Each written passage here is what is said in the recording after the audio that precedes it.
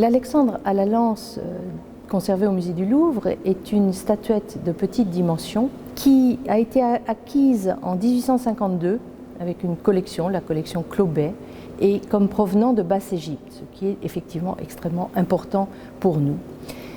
On n'a jamais douté qu'il s'agissait d'Alexandre parce que Alexandre le Conquérant,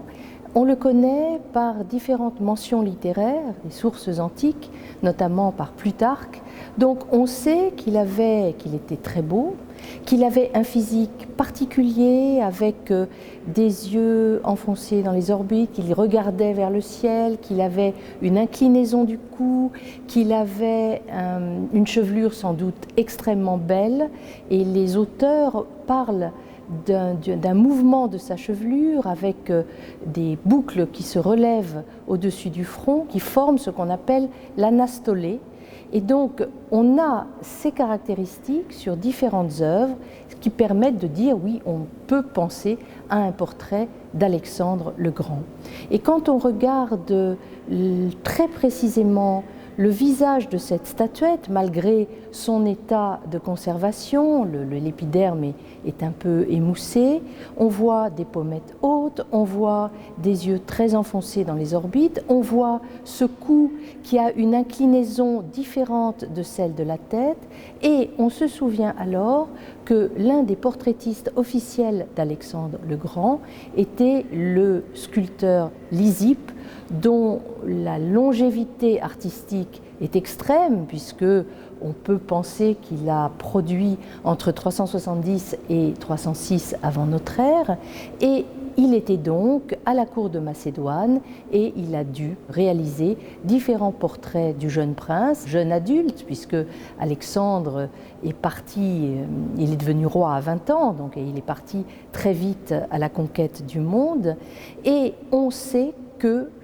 parmi les œuvres célèbres de Lysippe, il y avait un Alexandre à la lance qui donc représentait le jeune souverain avec une lance fichée en terre, une lance qu'il tenait de la main. Or, cette statuette montre, d'après la position des bras, qu'il y avait effectivement un appui et probablement sur une lance fichée en terre et que le souverain tenait de l'autre main une épée. Quand on regarde stylistiquement l'œuvre, on s'aperçoit que tous les muscles participent à l'inscription de cette œuvre dans la troisième dimension. Si vous commencez à regarder le modelé du torse, le modelé des jambes, vous verrez que certaines parties se tournent déjà et sont contractées, d'autres ne tournent pas encore, donc il y a un mouvement qui s'opère sous nos yeux et il y a des muscles qui sont contractés qui ne devraient pas l'être, d'autres qui sont relâchés alors qu'ils devraient être déjà contractés. Donc on voit que c'est un mouvement tournant qui s'opère et c'était apparemment, d'après ce que l'on peut savoir de répliques romaines qui évoquent Lysippe, cette manière nouvelle des artistes du IVe siècle d'introduire la troisième dimension, en demandant aux spectateurs de commencer à tourner autour de l'œuvre. Alors, quand on regarde l'œuvre, en revanche,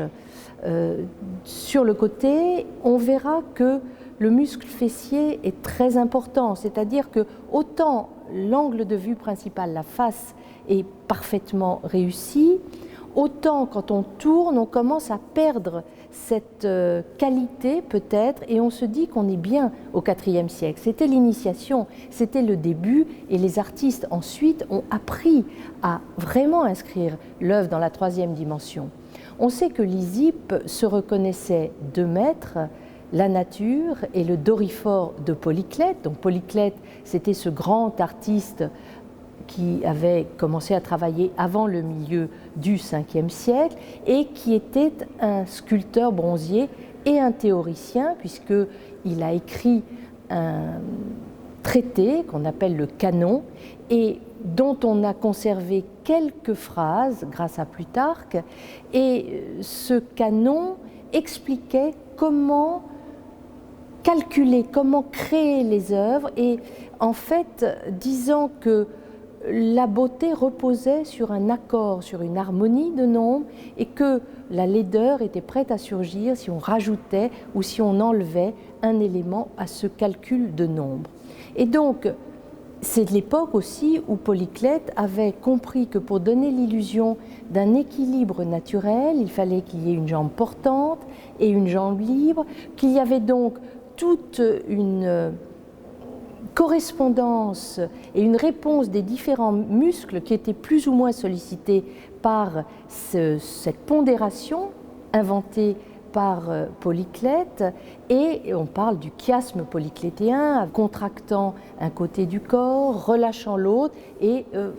créant des réponses croisées entre la hanche relevée qui correspondait en croisement à l'épaule relevée, la hanche abaissée qui correspondait donc à l'épaule abaissée. Donc on pense que Lysippe a vraiment observé Polyclète et qu'il a apporté sa propre réponse à Polyclète, au Doryphore qui incarnait, en sculpture en tout cas, la création de Polyclète, et qu'il a bien sûr repris cette pondération, mais adapté déjà sa réponse en commençant à faire tourner l'œuvre. C'est-à-dire que si on a en tête Polyclète, on s'aperçoit justement que les muscles qui devraient être absolument contractés ne le sont plus tout à fait, que les muscles qui devraient être relâchés commencent à se contracter, et qu'on a cette introduction d'un mouvement qui montre que l'œuvre va commencer à tourner autour d'un axe. Donc c'est ça qui est extrêmement différent. Donc quand on regarde la statuette, on a tous ces éléments qui démontrent qu'on peut penser qu'on a là un écho de l'Alexandre à la lance de Lysippe. Les sources antiques nous disent qu'il y aurait eu une querelle entre Lysippe et Apelle. Apelle était également portraitiste officiel de Alexandre, mais comme peintre. Et il n'aurait pas représenté effectivement le souverain de la même manière. Apelle l'aurait représenté assis, alors que, bien sûr, l'Alexandre de Lysippe était un Alexandre debout, appuyant la main sur une lance fichée en terre. Et on a une épigramme qui pourrait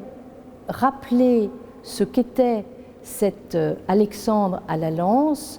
l'épigramme disant, faisant parler la statue, « La terre m'est soumise, toi Zeus, tiens l'Olympe ». Et donc on aurait là une sorte de description a posteriori de l'œuvre de Lysippe. Alors évidemment, la création de Lysippe, c'était une œuvre de grande dimension, un grand bronze qui n'est pas ce que l'on a sous les yeux, c'est une petite statuette. Et là, on s'aperçoit que cette statuette a un trou, un orifice dans la chevelure. Cette chevelure, il y a donc l'anastolé que vous verrez. Il y avait sans doute, parce qu'il y a une sorte de dépression, un diadème, le bandeau du souverain, mais il y avait donc un orifice pour la fixation d'une couronne, d'une autre couronne. Et l'œuvre a été rapprochée d'une peinture qui est un tondo, qui a été trouvé à Antinoé, Antinoopolis, qui est conservé au musée du Caire, qui représente deux personnages qu'on a d'abord interprétés comme deux frères. On pense aujourd'hui à des dignitaires égyptiens, mais dans l'Égypte totalement hellénisée, et cette fois-ci de l'époque romaine, puisqu'on est au IIe siècle de notre ère, parce qu'il y a la date même sous la statuette, puisque vous avez les deux frères, et de part et d'autre des deux frères, deux effigies, deux représentations de statues de bronze. Et quand on regarde le tondo, à gauche, on a inversé cet Alexandre à la lance, qui porte sur la tête une couronne interprétée par mon collègue Marc Étienne du département des antiquités égyptiennes comme la couronne Atef, qui était une couronne d'essence solaire que portait la divinité lorsqu'elle exerçait la royauté sur le monde, et que portent aussi les pharaons pour rappeler leur légitimité lorsqu'ils sont dans leur action de souverain sur la terre. Et donc, on pense que cette petite statuette est certes l'écho de l'Alexandre à la lance de Lysippe, mais également un autre écho, puisqu'on a la couronne égyptienne. Rappelons que cette statuette vient de Basse-Égypte, d'après ce que l'on peut savoir. Et donc, on se souvient que, à la mort d'Alexandre en 323, ces généraux se sont partagés son empire, il y a toute cette guerre de succession des Diadoques, et parmi les grands compagnons d'Alexandre, ceux qui l'ont suivi jusqu'à l'Indus, il y avait Ptolémée, fils de Lagos, qui était un jeune homme encore, une trentaine d'années à l'époque, mais qui est devenu le premier pharaon grec d'Égypte, au début de cette dynastie des Lagides, et c'est lui, Ptolémée, qui a détourné le corps d'Alexandre pour légitimer encore plus sa souveraineté, puisque Alexandre, à terme, a été enseveli à Alexandrie. Et donc, comment faire comprendre au peuple qui pouvait être à la fois grec, mais également égyptien, ce que représentait cette souveraineté légitime, que d'aller rechercher une icône, l'Alexandre à la lance, connue par une statue, la statue de Lysippe, mais en lui ajoutant une couronne qui légitimait véritablement la souveraineté et qui rappelait que la divinité même avait cette couronne à Thèbes. Donc on avait là une œuvre qui pouvait être comprise aussi bien des Égyptiens que des Grecs. Et donc on peut penser que la création originelle, qui était une adaptation de l'Alexandre de Lysippe et qui se trouvait en Égypte, a pu